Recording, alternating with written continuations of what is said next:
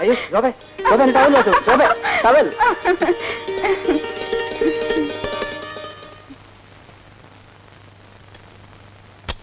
എന്താ ആഹാരം കഴിക്കാഞ്ഞത്?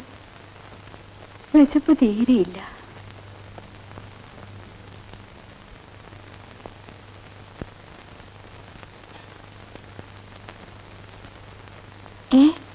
തെർമോമീറ്റർ അവിടെ. ടെമ്പറേച്ചർ 103. 103യോ? സിസ്റ്റർ, ശാന്ത ചേച്ചിക്ക് എന്താ ഈ ടെമ്പറേച്ചർ കുറയാത്തത്?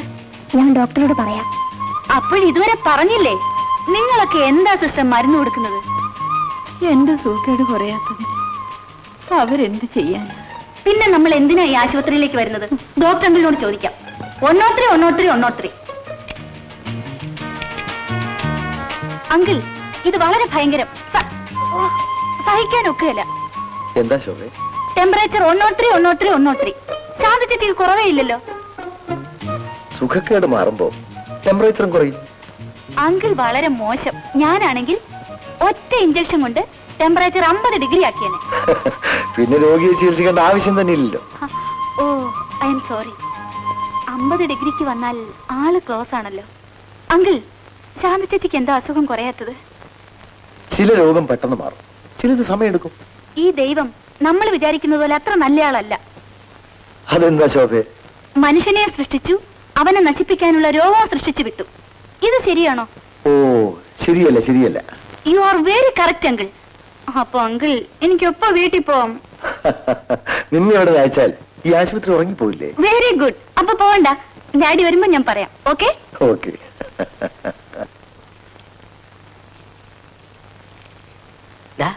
വേഗം കഴിച്ചോ, ഡോക്ടർ ഇപ്പൊ റൗണ്ടിന് വരും.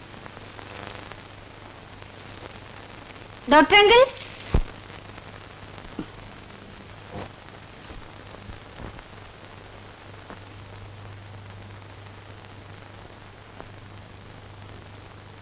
എന്താ അത് പറയാൻ? Doctor uncle. ഡോക്ടറെ വിളിക്കല്ലേ. വായിലെന്താ? ദോശയും ഇറച്ചിയും. ഓഹോ, നിങ്ങൾക്ക് എന്താ സൂക്കേട്? വയറ്റിലെ അൾസറ. നിങ്ങൾക്കോ? കുടലില്ല. ഇനി പേടിക്കാനില്ല. ഇങ്ങനെ ദിവസവും ദോശയും ഇറച്ചിയും കഴിച്ചാലേ 5 ദിവസത്തിനുള്ളിൽ 2 പേരും ഇതെന്താ?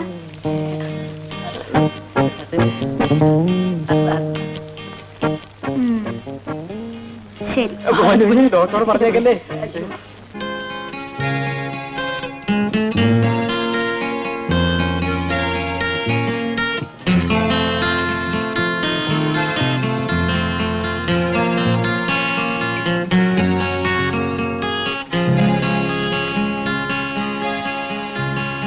സാർ,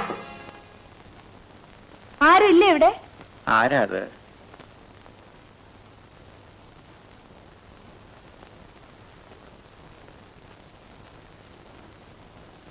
ദാമോദരക്കുറുപ്പ് സാറാണോ? അതെ. സുഖമില്ലേ? 4-5 ദിവസമായി ഒരു കുളിരും പനിയും, അനങ്ങാൻ വയ്യ. അയ്യോ, നല്ല പനിയുണ്ടല്ലോ. നീ ഏതാ കുഞ്ഞെ? എന്റെ പേര് ശോഭ. മരുന്നെല്ലാം കുടിച്ചോ? ഇല്ല. എന്റെ മകളെ കാണാൻ വന്നതാണോ? അവൾ ഇവിടില്ല.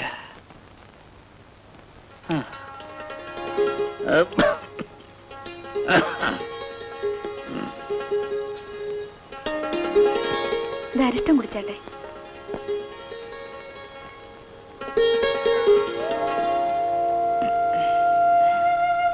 നീ എവിടെന്നാ വരുന്നത്? പിന്നെ ആഹാരം വല്ലതും കഴിച്ചോ? ഇല്ല. നീ എന്റെ മോളെ കൂട്ടുകാരിയാണ്. ഞാനിപ്പോ കാപ്പി ഇട്ടോണ്ട് വരാം.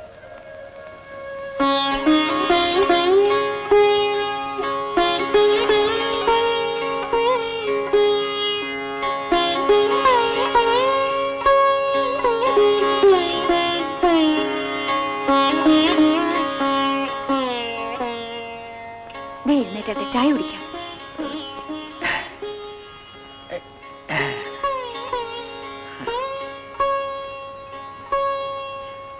ഒരു പരിചയമില്ലാത്ത നീ ഇങ്ങനെ. മനുഷ്യനെ സഹായിക്കാൻ പരിചയമൊന്നും വേണ്ട. ചായ കുടിക്കൂ.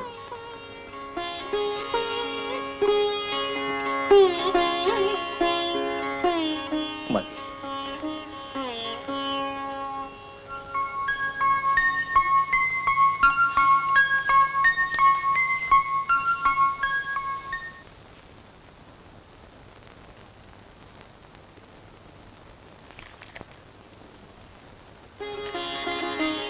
ഈ ഗുളിക കഴിച്ചാൽ പെട്ടെന്ന് അസുഖം മാറുമെന്നും ഡോക്ടർ പറഞ്ഞു.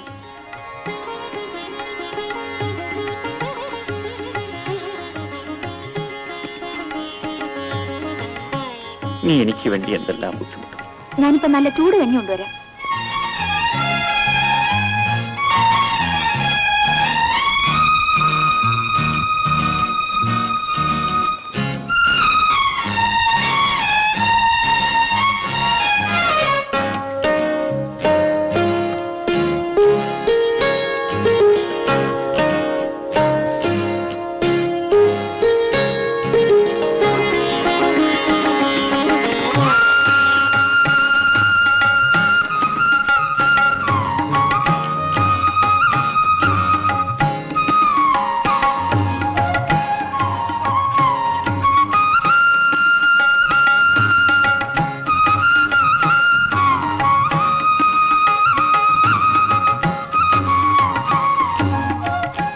ഒരു പരിചയവുമില്ലാത്ത നീ എന്നോട് കാണിച്ച സ്നേഹത്തിനും സഹായത്തിനും എന്ത് പ്രത്യുപകാരമാണ് ഞാൻ ചെയ്യുന്നത്? ഞാൻ ചോദിക്കുന്ന സഹായം ചെയ്യാമോ സാർ? എന്റെ നില നിനക്കറിയാമല്ലോ. 5-6 പിള്ളേർക്ക് ട്യൂഷൻ കൊടുത്താണ് ഞാൻ ജീവിക്കുന്നതും എന്റെ മോളെ പഠിപ്പിക്കുന്നതും. എനിക്ക് പണമൊന്നും വേണ്ട. പിന്നെ ഞാനിവിടെ ഇവിടെ താമസിച്ചോളാം. എന്തിന്? സാറിന് ഒരു കൂട്ടായിട്ട്. അല്ല, ഈ പെണ്ണനി ഇവിടുന്ന് പോയില്ലേ? ഇല്ല, എന്റെ സൂക്കേട് ഭേദമായിട്ട് പോകാമെന്ന് കരുതി. എന്നാലും ഊരും പേരും അറിയാത്ത ഈ പെണ്ണിനെ ഇവിടെ ഇങ്ങനെ താമസിപ്പിച്ച ആളുകൾ ഒന്നും രണ്ടും പറയില്ലേ? എന്തോ പറയാനാ? പണ്ടേ തന്നെ സാറിന്റെ ഭാര്യ ഓടിപ്പോയതാ. ഇപ്പോൾ ഒരു പെണ്ണിനെ രഹസ്യമായി വെച്ചുകൊണ്ടിരിക്കുന്നതെന്നാണ് നാട്ടുകാരുടെ ജനസംസാരം. ഇത്രയേ ഉള്ളോ? അത് ഞങ്ങൾ സഹിച്ചോളാം. നിങ്ങൾ മാത്രം അങ്ങനെ സഹിച്ചാ പോരല്ലോ. എന്റെ വീട്ടിലിരുന്നോണ്ടേ ഈ വേണ്ടാതീരം കാണിച്ചാണ്ടല്ലോ, അതെനിക്കും മാനക്കേടാ. അങ്ങനൊന്നും നടന്നിട്ടില്ല, നടക്കുകയുമില്ല. പിന്നെ കമലാക്ഷി, നിങ്ങൾ വാടകയ്ക്കാണ് വന്നതെങ്കിൽ 2 ദിവസം കഴിഞ്ഞ് ഞാനങ്ങ് തന്നേക്കാം. അയ്യോ, ഞാൻ പോയേക്കാം. നിങ്ങളുടെ പാട് നിങ്ങൾക്ക്. കേട്ടില്ലേ? നീ എനിക്ക് ചെയ്ത സഹായത്തിന് കിട്ടിയ പ്രതിഫലം. ഇനി ഇവിടെ നിന്നാൽ നാളെ നിന്റെ ജീവിതം പാഴായി പോകും.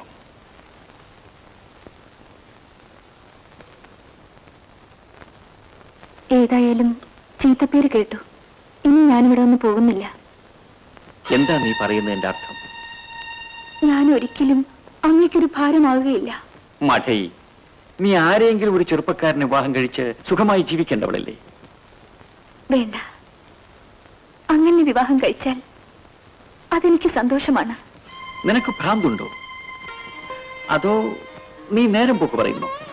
സത്യമായി ഞാൻ പറയുകയാണ്, അങ്ങനെ ഉപേക്ഷിക്കരുത്. ഒരിക്കലും ഞാൻ അങ്ങേ ബുദ്ധിമുട്ടിക്കില്ല. ഒരു വേലക്കാരിയായി ഞാനിവിടെ കഴിഞ്ഞോളാം. എനിക്ക് വേറെ ആരുമില്ല. എന്നെ പറഞ്ഞയക്കരുത്.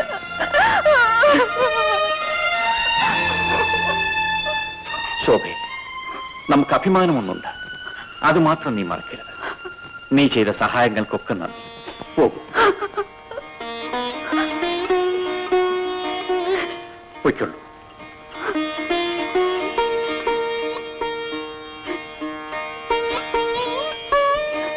ശരി, പോകാം.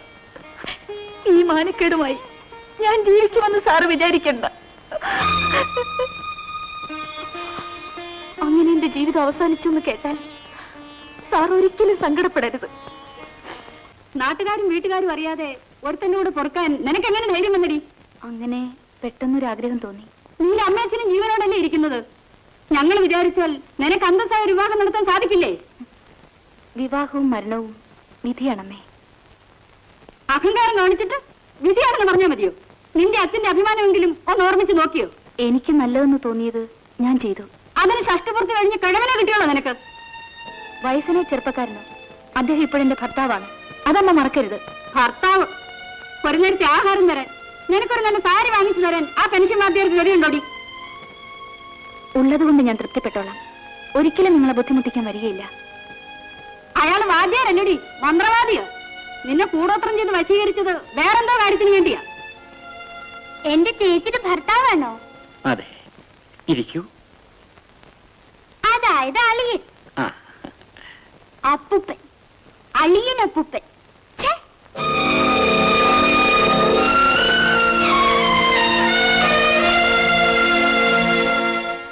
ശരി, നടന്നു. അതല്ലേ ഞങ്ങളും മറക്കാം. അയാൾ വല്ല സാരിയോ മാലയോ വാങ്ങി തന്നിട്ടുണ്ടെങ്കിൽ അത് അയാളുടെ മുഖത്ത് വലിച്ചെറിഞ്ഞു കൊടുത്തിട്ട് ഞങ്ങളുടെ കൂടെ വാ. ആരെങ്കിലും അമ്മയോട് ഇങ്ങനെ പറഞ്ഞാൽ അമ്മയുടെ മറുപടി എന്തായിരിക്കും? നിന്നെ കൊന്നുകളെ. ഇവിടെ ഈ അഹങ്കാരം കേട്ടിട്ടും നിങ്ങൾ ഒരു അക്ഷരം പറയുന്നില്ലല്ലോ. അച്ഛൻ വക്കീലാണ്. പ്രായപൂർത്തിയായ ഒരു പെണ്ണിന് അവൾക്ക് ഇഷ്ടമുള്ളൊരു വിവാഹം കഴിക്കാം. ആമേ correct daddy? Correct baby, you are always correct. മക്കളെ വളർത്താനുള്ള ചുമതലയെ അച്ഛനമ്മമാർക്കുള്ളൂ. അവരുടെ കാര്യങ്ങൾ ഇടപെടാൻ അവർക്ക് അവകാശമില്ല. ഡാഡി, ഊണ് കഴിക്കാം. കുറച്ച് വിഷം നടി കഴിക്കാം. ഇങ്ങ് അകത്തോട്ട് കയറിയിരുന്ന് സംസാരിക്കാമല്ലോ. ഇത്രയും പ്രായമുള്ള തനിക്ക് നാണമില്ലായിരുന്നോടോ? കിളി പോലെയുള്ള എന്റെ മോളെ മയക്കിയെടുക്കാൻ. മീനാക്ഷി, വാ. പാടാ.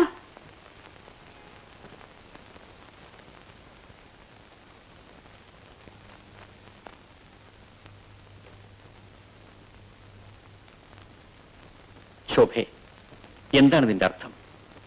എത്ര നാളത്തേക്കാണ് ഈ നാടകം? ജീവിതം അവസാനിക്കുന്നത് വരെ.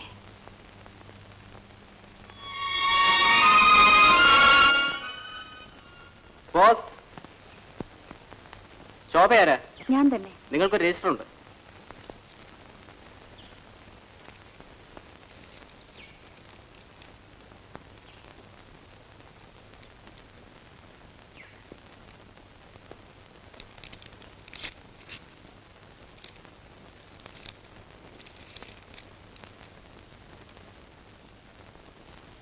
എന്താ അത്? ഒരു സന്തോഷ വാർത്ത. നമ്മൾ വലിയ പണക്കാരായി. അതെങ്ങനെ, ലോട്ടറി അടിച്ചോ? അല്ല, എന്റെ ഒരു കൂട്ടുകാരി മരിക്കുന്നതിന് മുൻപ് അവരുടെ സ്വത്തല്ല എന്റെ പേരിൽ എഴുതി വെച്ചു. അവർക്ക് സ്വന്തക്കാരുമില്ലേ? ഉണ്ടായിരുന്നവരെല്ലാം ചേർന്ന് ആ സ്ത്രീയെ വീട് വിട്ട് വിരട്ടി ഓടിച്ചു. പാവം. ആ ചേച്ചിയെ അവസാന കാലത്ത് ഞാനാണ് ശുശ്രൂഷിച്ചത്. അതിന്റെ നന്ദിയാണ് ഈ സ്വത്തുക്കൾ. അപ്പൊ ഈ പ്രമാണം ആരയച്ചതാ? അവരുടെ വക്കീൽ. ആ സ്വത്തുക്കളും ബംഗ്ലാവും എല്ലാം ഇനി നമുക്കാണ്. നമുക്ക് അവിടെ പോയി താമസിച്ചാൽ എന്താ? ശരി.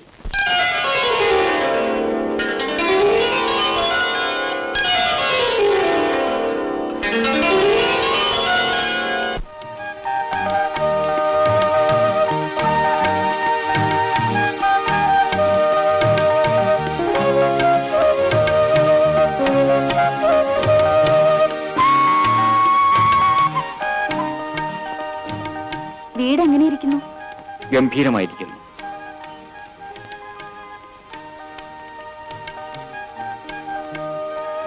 ഇതെല്ലാം കാണുമ്പോ അലാവുദ്ദീനും അത്ഭുത വിളക്കിന്റെയും കഥയാണ് എനിക്ക് ഓർമ്മ വരുന്നത്. പിന്നെ മുകളിൽ സൈഡിലുള്ള ബെഡ്റൂമാണ് ഗീതയ്ക്ക്. എന്റെ മകൾ ഗീതയ്ക്കോ? നമ്മുടെ മോൾക്ക്. അവൾ കഷ്ടപ്പെട്ട് അവിടെ പഠിക്കുകയല്ലേ. ഇനി ഇങ്ങോട്ട് വരട്ടെ. ഈ സ്വത്തുക്കളെല്ലാം അനുഭവിക്കേണ്ടത് ഇനി അവളല്ലേ?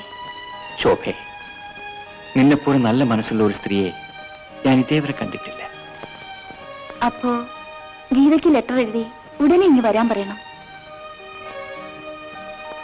ശരി. മീനാക്ഷി, ദേ, വിവരം അറിഞ്ഞോ? നമ്മുടെ മോളിപ്പോ ലക്ഷപ്രഭുവായി. ആ ശിവക്ഷേത്രത്തിനടുത്തുള്ള വലിയ ബംഗ്ലാവ് താമസമാക്കി. നന്നായിരിക്കട്ടെ. നമുക്കൊന്ന് പോയി കാണണ്ടേ?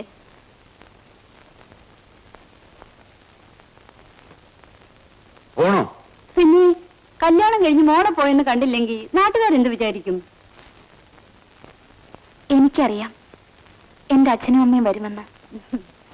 രക്തബന്ധം മറക്കാൻ ഒക്കുവോ മോളെ? സാറിന് എന്താ കാണാത്തത്? അമ്മ വന്നെന്നറിഞ്ഞ് പേടിച്ച് ഒളിച്ചിരിക്കുക. പോടാ, സാറ് വിവരമുള്ളവനാ.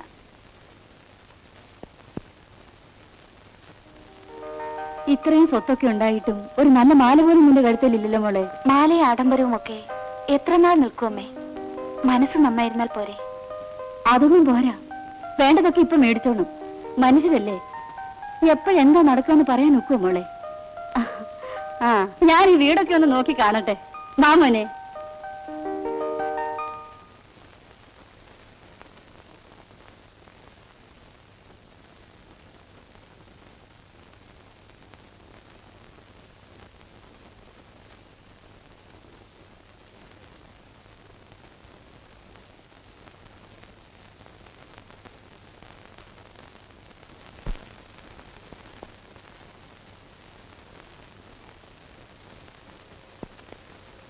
ശോഭേ, പണത്തിന് വേണ്ടി നീ വിവാഹം ചെയ്തുവെന്ന് ഞാൻ വിശ്വസിക്കില്ല. ഈ ഒരു സത്യമെങ്കിലും അറിയാനുള്ള അവകാശം അച്ഛനെ വിട്ടേരില്ലേ? എന്റെ ഇഷ്ടത്തിൽ കവിഞ്ഞ് വേറെ കാരണമൊന്നുമില്ല.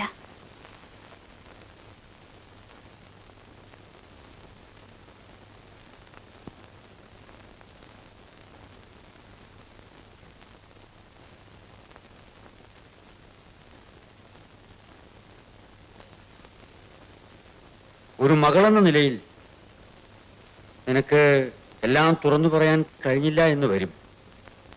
പക്ഷേ ഇത്രയും നാൾ ഒരുമിച്ച് കഴിഞ്ഞ ഒരു സ്നേഹിതനെ പോലെ ഞാൻ ചോദിക്കുകയാണ്, ഇന്നല്ലെങ്കിൽ നാളെ നിനക്ക് സമാധാനം പറയേണ്ടി വരില്ലേ? ഞാൻ ഇത്രയൊക്കെ ചോദിച്ചിട്ടും നീ ഒന്നും പറയുന്നില്ലല്ലോ മോളെ. അച്ഛൻ ഊണിരിക്കാൻ വരണം. ആ, ഞാൻ ഇപ്പോ പോയില്ലെങ്കിൽ കോർട്ടിൽ സമയത്തിന് എത്താൻ പറ്റില്ല. മീനാക്ഷി, കൊള്ളാം. മരുമോന്റെ വീട്ടിൽ വന്നിട്ട് കൈ നനയ്ക്കാതെ പോയാൽ കുറുപ്പ് സാർ എന്ത് വിചാരിക്കും? പണക്കാരായപ്പോ ഉണ്ണാൻ നിന്നില്ല എന്ന് പറയും. That's all.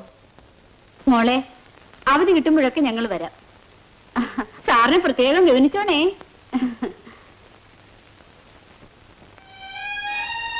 എന്താണ് അവർ ആഹാരം കഴിക്കാതെ പോയത്? അതിന് അച്ഛൻ മറുപടി പറഞ്ഞല്ലോ. നല്ല അന്തസ്സുള്ള ഒരു മനുഷ്യൻ.